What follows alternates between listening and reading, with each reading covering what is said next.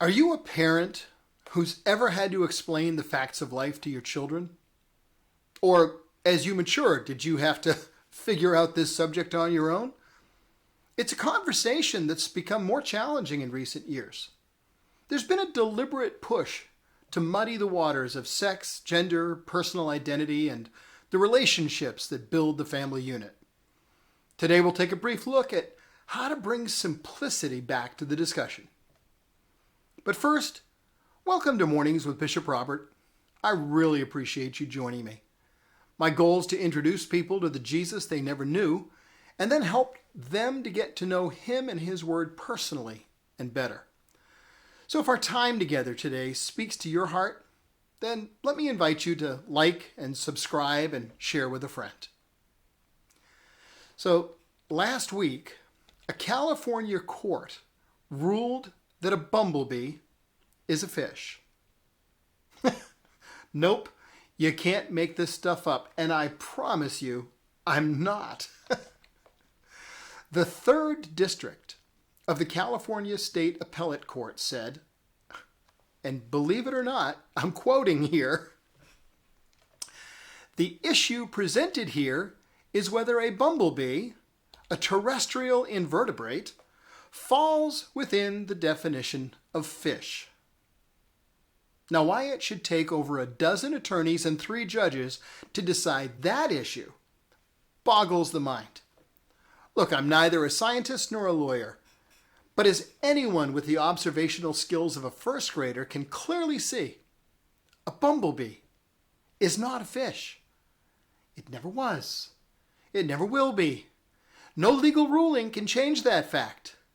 Let's face it, folks, one of these things is not like the other.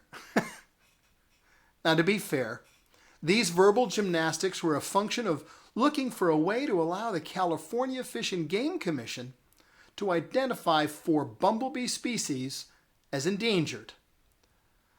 But changing the plain meaning of terms and insisting things that are what they obviously are not is hardly the answer. And sadly, the California courts is not the only place this approach is being taken. Which brings us to today's verse. God created them man and woman. Now, this clear biblical statement stands in opposition to much of what the mainstream liberal media outlets and any number of groups claim. For example, a health information site on the internet, with over 200 million visits per month, by the way, claims to uphold the highest standards of medical integrity and only publish information that's medically accurate and evidence-based. But then it publishes an article stating, although many are taught that there are only 2 sexes, male and female, that isn't true. Well, as we begin our discussion this morning, wisdom requires a few opening statements. They're all things I've made clear before, but bear repeating here and now. First of all, I do not hate certain types of people, nor do I have phobias directed towards any certain unbiblical behavior. I have both relatives and friends that I love dearly, who struggle with issues of confused sexuality and gender identity.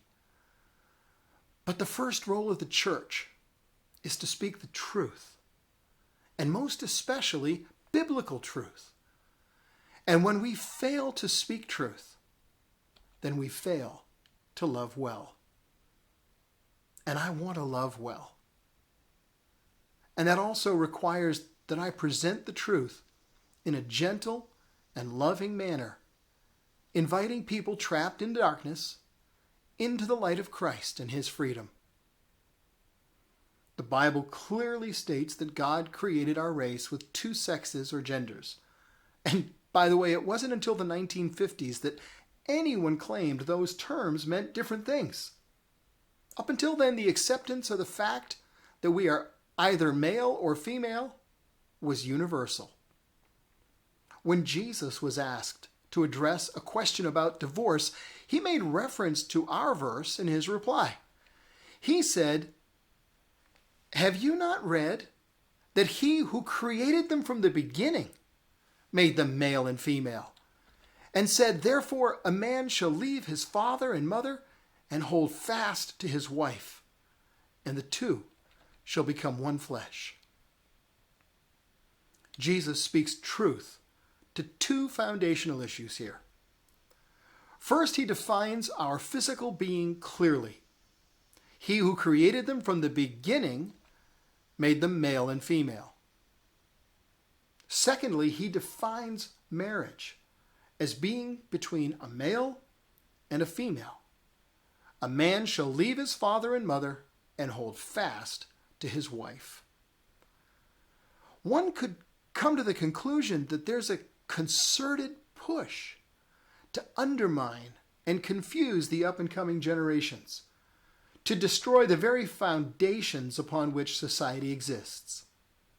We've already seen the destructive result of destroying the foundational family unit of a home led by a father and a mother in a committed marriage relationship.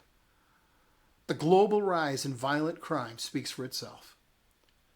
Deliberately redefining terms that have been used for millennia while adding conflicting claims breeds only confusion. It is the kind of insidious attack that our enemy is known for.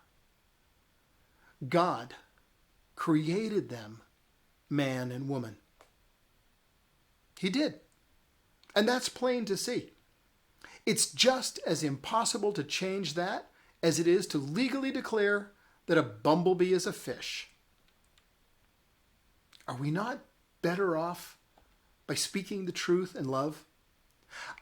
Are not our children better served by the simplicity this truth provides and the solid foundation it lays?